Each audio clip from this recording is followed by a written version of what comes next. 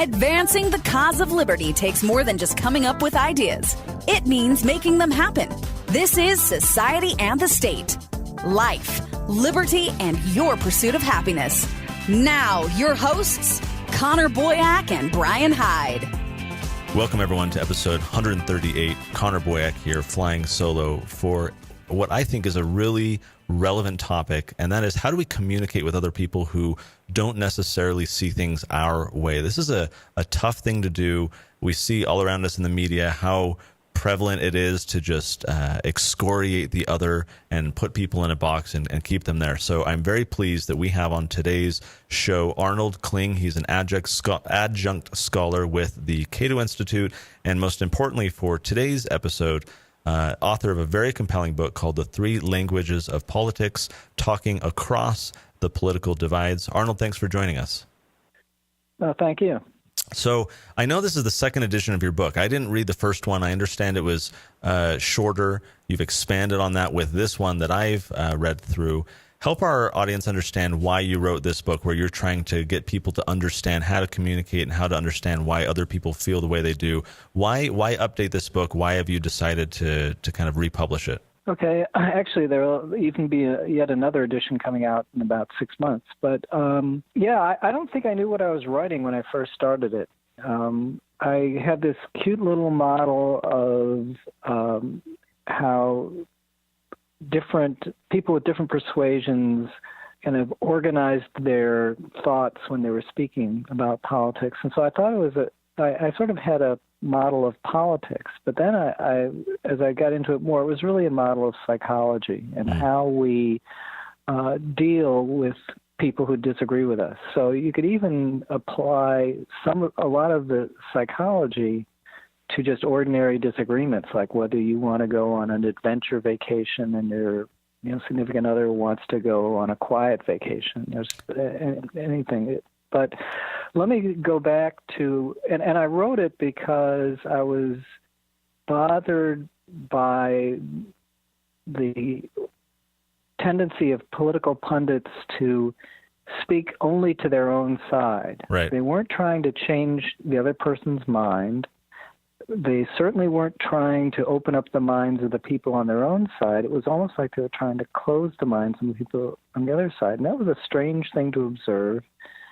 And, so I was trying to suggest that people not do that. I could see that politics was getting angry. This was in 2013. Mm-hmm.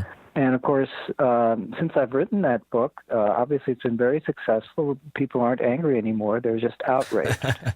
So it's gotten worse. And I've gotten, over the years, deeper into the psychological issues.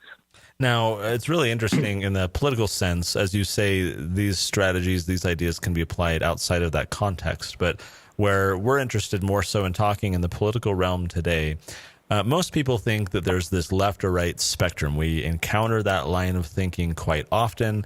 The left is criticizing the right is criticizing the left. You kind of toss that spectrum in the ash heap and propose a new model. Maybe first talk about why do you feel that that's not the correct way to frame our dialogue in the political realm, putting it in this left-right spectrum? Well, I think that there may be still quite a bit of validity to the left-right spectrum, but one thing is I wanted to include libertarians. So I have sort of three groups. And the other is I'm not really trying to encompass all political views. I'm trying to describe the language that people use when they're doing what I would call their tribal mobilization or tribal war whoops, as it were. And so when a progressive issues a tribal war whoop, what they announce is that they're on the side of the oppressed against oppressors, and people who disagree with them are oppressors. So then you get the complaint, the progressive will tell somebody to describe their opponents as racists or whatever, make them out as oppressors. Right. So they have an oppressor-oppressed war whoop. The conservative has a civilization barbarism war whoop. That is, they describe their enemies as trying to bring down civilization by destroying the institutions, such as the family or the Constitution that undergird our civilization. Mm-hmm. So they have the civilization barbarism war whoop, and then libertarians have a liberty coercion war whoop. They see their enemies as trying to undermine, take away people's liberties and replace them with government coercion. How does reframing it in that way help people better understand those in a different tribe? As you point out, a lot of this is tribalism, speaking to our own groups. And what I really like about your book is it really helps reframe the conversation so that almost there's more understanding and empathy. And even if you were to have this Venn diagram, there's a lot of overlap. It's just that our language often precludes us from even recognizing that fact. How does your structure of communication, as you've broken it out, help us have more understanding of those with different views?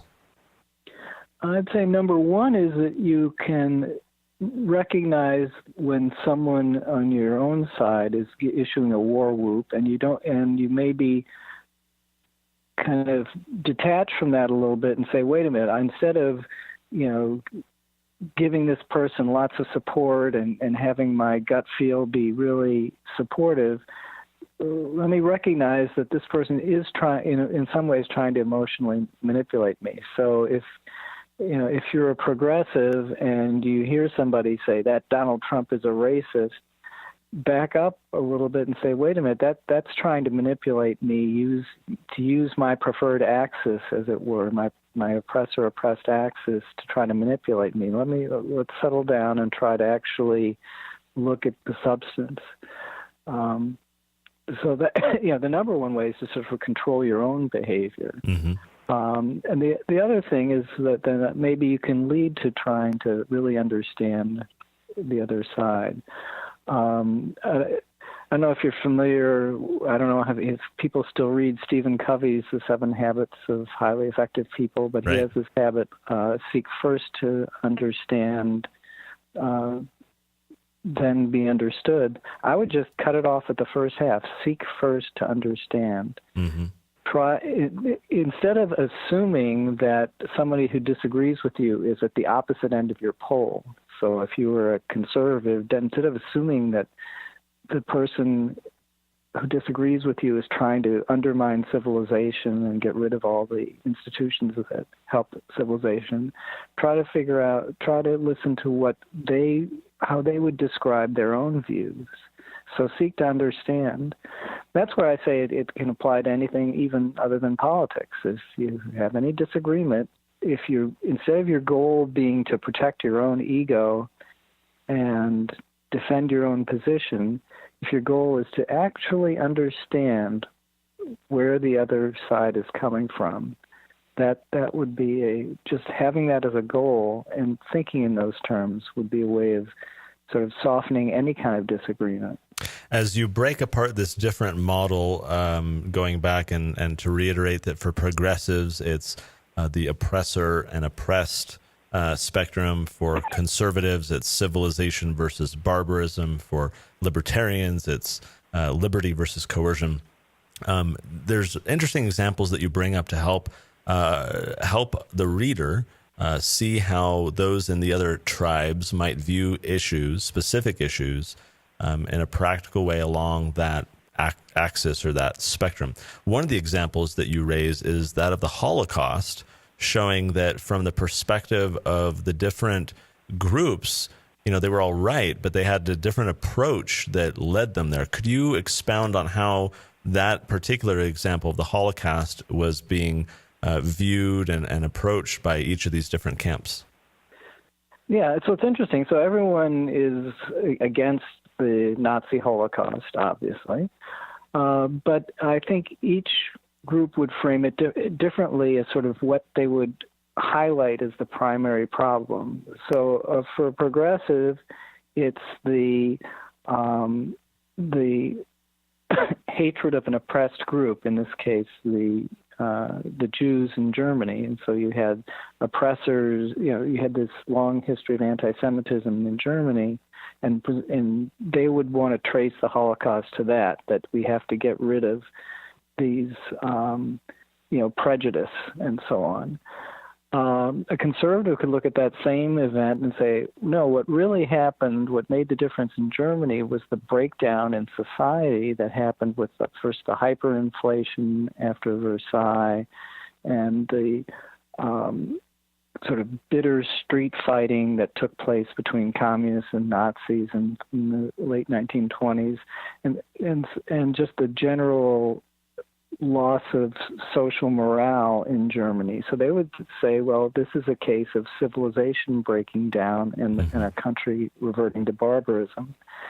And then from a libertarian perspective, it's, well, this is what happens when a state becomes all powerful and people, concede everything to the state, that you get things like the Soviet Union or Nazi Germany, which a libertarian would tend to see are sort of equivalent as these, totalitarian tyrannies. That's sort of the kind of ultimate expression of the state from a libertarian point of view. Now, I'm affiliated with the Cato Institute. I'm sure you sympathize perhaps more or most with the libertarian aspect, or for you, the language is more in terms of liberty and coercion. How does having a model like this help you, a libertarian or a libertarian in general, advance libertarian issues? Is this a strategic opportunity where knowing how different audiences approach a certain issue that you want to change, that you can speak to them in their language to help them embrace a specific policy you're after? Is this more just for our own internal understanding, or does this enable us to go out and communicate the policies we care about with different audiences in a way that resonates with them? I think it's possible that you could do it. I would not really try to use the model that way. Again, I use it more to restrain myself, to recognize when somebody's trying to appeal to me in my preferred language and say, well, okay, I'm not going to get as emotionally caught up in that as I might have without thinking about this model. Mm-hmm. That makes a lot of sense. Now, you say you're doing a third edition. This is all in the context, as you point out, nothing's really gotten better. And especially when you look at Russiagate and everyone's fomenting over Trump and everyone's speaking to their own audiences. What is the Kavanaugh hearing? The Kavanaugh hearing. Absolutely. That was another great example where the progressives see him as this, spoiled rich kid from an oppressor class, and the conservatives thought that there was this kind of total violation of procedure and so on, and libertarians probably splitting a little bit, but more on the side of this guy should have his normal rights go to him. And that answers the question, the enduring relevance of this message when we see these current examples and how people translate them and interpret them totally different. It made a lot of sense to me. I really appreciated the different model and better understanding not only my own language, quote unquote, but how different people have their own languages and interpretations. And I think it's a message that's increasingly needed in our day. Arnold Kling is adjunct scholar with the Cato Institute, author of The Three Languages of Politics, Talking Across the Political Divides. We will link to it on today's show notes page, societyandthestate.com/138. Arnold, thanks very much for joining us. Well, thank you, Connor. You've been listening to Society and the State. For show notes, archives, and more great content, visit societyandthestate.com.